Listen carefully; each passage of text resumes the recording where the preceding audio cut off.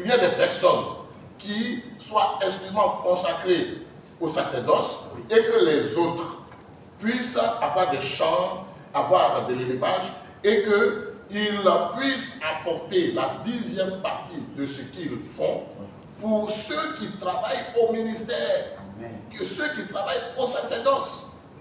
Et vous voyez que même la Bible nous montre à Hébreux chapitre 3 à partir du verset 6 que sa maison c'est nous.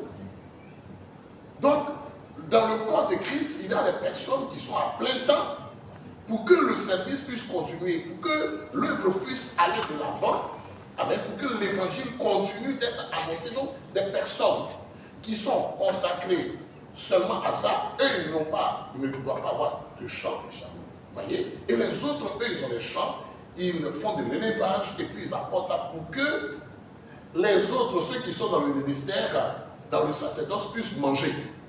Aussi simple que ça. Regardons, comme on a déjà vu la partie, allons en nombre 18. Donc, il se lève comme ça, il saute sur Malachie. Justement, il n'aime pas ce texte-là. Mais par la suite, si c'était un croyant, il allait aussi regarder à ce qui suit. Parce que le Seigneur a dit de le mettre à l'épreuve. En rapport avec le devoir dans la dîme et les offrandes. Et il dit, et vous allez voir. Mais lui, il ne passe il ne fait que montrer, non. Et on vous dit de donner la 10e partie avec comment on appelle ça. Et si quelqu'un maintenant ne peut pas, et ça c'est une escroquerie, on met dans leur conscience que s'ils ne font pas ça, ils sont maudits, donc alors que les choses sont difficiles. Mais pourquoi il ne met pas le Seigneur à l'épreuve? C'est parce que c'est un incrédule.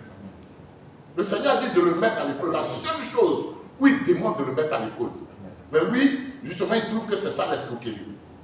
Alors que nous sommes dans le temps où notre foi doit être encore plus grande que ceux d'Israël parce que le Saint-Esprit est en nous. Pour encore nous donner la foi dans le Seigneur.